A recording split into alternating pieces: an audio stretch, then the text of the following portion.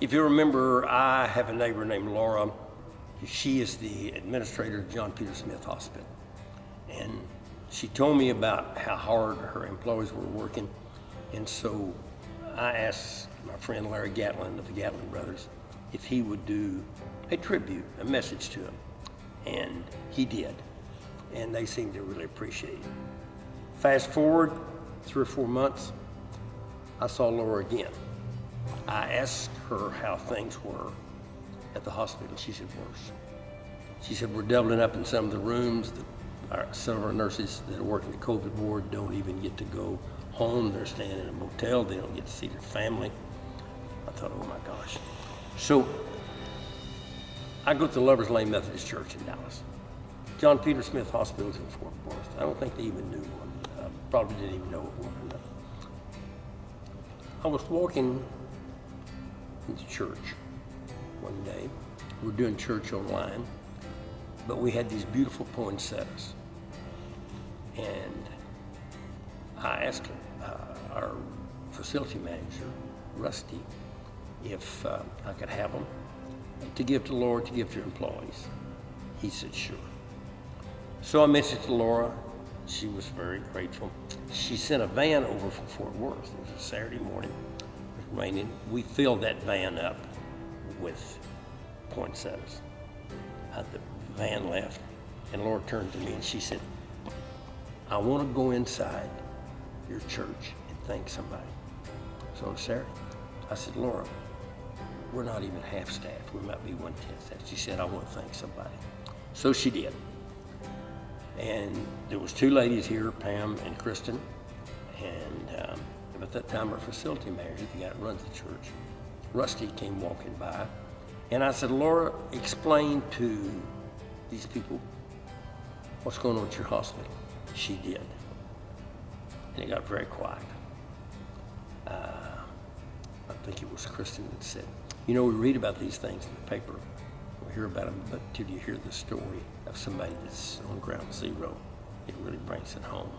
With that, Rusty said, come with me. We go down, and he unlocks the door, and there's a big closet, and there's shelves, and there's prayer shawls there that women at our church knit. He said, Laura, I want you to pick out one. And oh, by the way, on the way down there, she said, to make matters worse, we lost one of our own nurses to the COVID this last week. He said, I want you to pick out one. I want you to pick out a prayer shawl. She did. She had no earthly idea what was going to happen. He said, give us the name of the family of this nurse that died. She wrote it down. He said, take this prayer shawl to your family, to that family, and we've got the name, and we'll be praying for that family. Well, with this, Laura just burst out crying. Of course, I didn't. Of course, I'm a big boy. But it's still a mystery how my mask got so wet. To me, this was such a wonderful moment. About 3 or 4 days later, I called Laura and wanted her to come back, not to reenact it, just to tell the stories of what happened. She came back. There was 2 or 3 more women there. Our preacher was there, and this is what happened when she came back. So, you know, these days are hard. They're very hard for healthcare workers, and you know, I wish I could say that today it's letting up. And unfortunately, we're at the highest surge that we've been in. Tarrant County is the worst county for our state, and it just keeps getting worse. And our healthcare heroes, and I do not use that term lightly, they're tired and they're ready for a break. And as a community, we have to rally together to give them that break. And so anything that we can do to help recognize them is so appreciated. So the poinsettias, it was ironic because my first day back at work after the holiday, I walked in and there they were, right there in the entrance at all these desks and all these welcome points. And it warmed my heart, but it made me remember all of you and the love and the care and kindness and compassion that you shared for me, a stranger to you that day, and my team, which is a stranger to you as well, and you may never ever meet. but I want you to know how much you have touched their hearts and how much that meant. And so when I got to make the phone calls saying, I have a poinsettia, would you like it in your area? The elation in their voice for something that was just cheerful, it was just kindness. They felt that, and I told them where it came from and that the community was behind them and that we are all standing there holding them even if they can't feel it. And they responded so beautifully to it. And I want you to know how many smiles you brought with a simple gesture of kindness. And I think that's more than anything what we can give to them now is a thanks and a heartfelt and heartwarming gift of kindness and compassion, because today that's what all of us need more than anything. Catherine started this when? February of 2011. Explain a little bit about it. My ministry was started 10 years ago in the middle of Ice-Mageddon. It was one of the biggest ice storms we'd had. Schools had been closed for weeks and weeks. And we thought, we've got to come up with something that we can do to care for people when there's no one there in the middle of the night, when you can't call your best friend for the 4th night in a row at 3 in the morning because she's not going to answer the phone. What can we do? And we came up with the idea of a prayer shawl. Now, these shawls are handmade by members of our group, which range in age from 50 to 99. And they've been knitting for 10 years. We've given out 4,000 prayer shawls over the 10 years. And what they are is that hug when you feel alone, to remind you that you're not alone ever. So I have an inventory all the time. When they're made, we don't know who they're for. We never know. We just pray over them as we make them. We pray over them when they are given. And then I have an archive of who received them, and they stay on our prayer list. Yeah. Now, Catherine, Laura didn't know anything about this. I'm Right. glad you explained this now. And I didn't know what Rusty had in mind. Spirit hit Rusty. He said, told Laura, I want you to come with me. Now, Laura sees death every day. Every day. Probably more than one. So, I'm not saying she's a tough gal, Pam. I'm saying she's sensitive, but she's been used to emotional things. So, Rusty, you got your key? I do. You good? That's I do. good. I do. But let me I just want to say something about Laura. And when she was telling her story and how beaten down this staff is, and as an administrator, you live with them every day, and you're right, they're your day family, all the time, and it's every day. It never stops. It never lets up. And I happen to live across the street from a nurse, and we have front entry driveways. And we see each other coming and going, and hey, how you doing? Off to work we go. All right, that kind of thing. All right, hey, welcome home. But in the last few months, when she gets out of her truck and walks into her house, her shoulders are bent, her walk is slow, her head is down, and if she waves at all, it's hi. You can tell these people are at the end of their rope. So we're glad that the poinsettias had an effect. But when you mentioned that you had lost a frontline worker, a nurse, and you didn't know what to do there, I mean, the flower ain't gonna do it. It'd be nice, but I thought of Catherine and her ministry and her prayer shawls, and we took you down to that closet, and you picked out one for your nurse. Can we show everybody? You bet. You want to go? Come on, Okay. come on, Catherine. Come on. I happen to have my keys on. Okay, good. Since he's the boss. Okay. This is where that ministry takes place. We set up a big open square of tables, and these women sit all around this open square, and they knit, and then they pray over the prayer shawls that they've created, and ones that they've created, and individuals that they're praying for.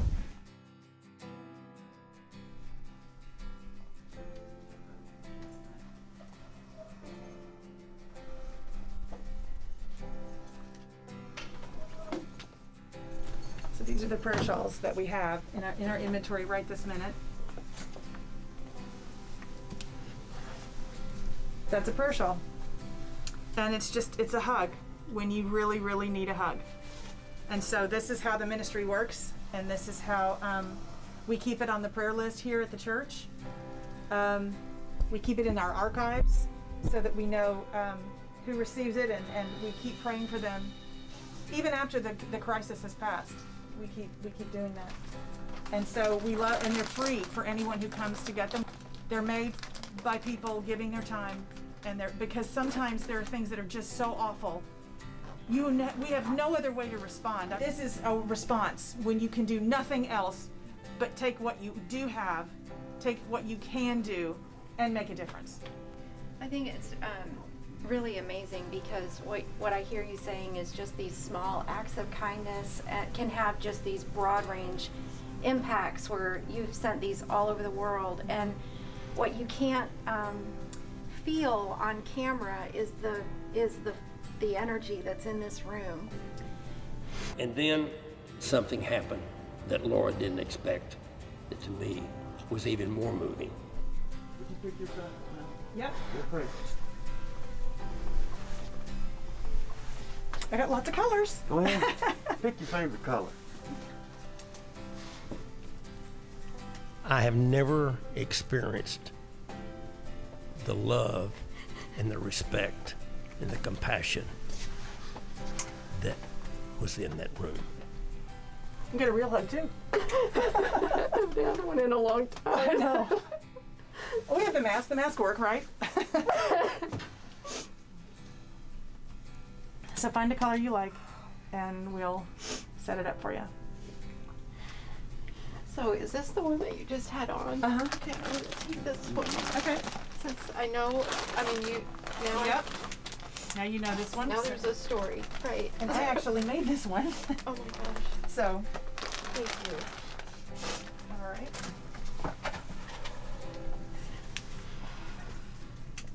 I'll put this in my archive. These women will get this message that it's for Laura and her specific prayer, and they'll pray for her in perpetuity. Every time they come to knit We pray. and purl and pray, which is the name of the group, they'll be praying for Laura. I was gonna say, if you will specifically pray, that I will know what to do to help those who are true heroes that do the hard stuff every single day.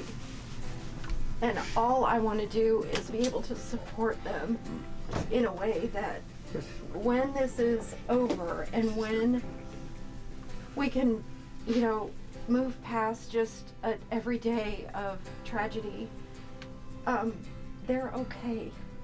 Yeah. Yeah. Just that they're okay Yeah. and that their families are okay. And you know what, Laura, remember this too. That we've got the Lenten season coming up and Easter. We have lots of Easter lilies. Oh Yeah. my Lots of Easter goodness. lilies. Oh, That's oh, right. We're going to thank save you. them for you and your staff. That's right. Oh my goodness. Now, Thank you. I want to tell you, when this first happened, Laura just burst out crying. Of course, I didn't, because I'm a big boy. Uh-huh. I can't Your explain. mask suddenly was all I wet. can't explain how my mask got all moist. You know what I mean? I can't explain that, okay? But I want people to know how your ministry has had an effect on people. I just can't thank you enough. And the fact, again, every time I hold this and wrap in it in my own little hug, which we don't get very many No, I of know. these days. Every time I will think of you and what you're doing, and I will pray for you and Thank you. and your team of people that come together to do any kind of act of kindness that helps others. And I just am so grateful. So thank you for the idea. You have no idea what impact you've had, because we've actually taken this idea and brought it to the hospital so that every time we lose one of our own, we give them a special something. So, it's just that it's, again, just these small acts of kindness. You have no idea how far they can go and what people do with them. So thank you. Okay, thank you guys. Thank you. Thank you so much for your time. Before everybody leaves, Let's get out of this funny closet. you are probably not going to like me a whole lot right now, but And then this is something that happened that I didn't expect. But when this pandemic started, my dad has been really touched by all of this, which has been really interesting. My dad doesn't live here, and so just about every day he'll call me and ask me about my team. And we have done about 1,500 emotional support encounters a week at the hospital since this started, because people are hurting so badly. And so I was telling him this, and just, my job is to try to figure out ways that we can support these teams that are just giving it their all when they're there. And my dad said, it reminds me of when I was in the military and being around these troops. And he said, it's kind of like who's in the foxhole with you. And so, he just kept thinking. And one night he called me and he said, I can't get this out of my head, that there are just heroes that are working on the front line every single day, and those that are supporting those that are working on the front line. And he said, I'm wondering if there's a way that you could do some kind of a pin or something that would, they could wear really proudly to say, I'm a healthcare hero today. And so we took that idea and we created a challenge coin, which, if you're familiar with the military at all, these are really beautiful, precious coins. And we were given 2. Every employee was given 2. One for us to keep and put in our pocket so that we could remember these days, and that, everything matters. Every word matters, every conversation matters, every act of kindness matters. And then we were to give one away to someone that we also feel is a hero in our lives. And so, Billy Bob, I'd like to award this challenge coin to you. And thank you for being my hero through this. I was at a loss for words then, as well as I am now. I've got a lot of people standing behind me We all do. that support this. Okay. I'm standing on their shoulders. Okay. I don't know why my mask keeps getting wet. I really don't. It's just must be the humidity in there or something, don't you think? So can we say a prayer Yeah. for you? Heavenly Father, I want to thank you for Laura, for her work, for the incredible effort and work that our hospital does. As we all know, this pandemic is having a terrible effect on the world, but it's moments like this where love and compassion will overcome. We're going to get through this.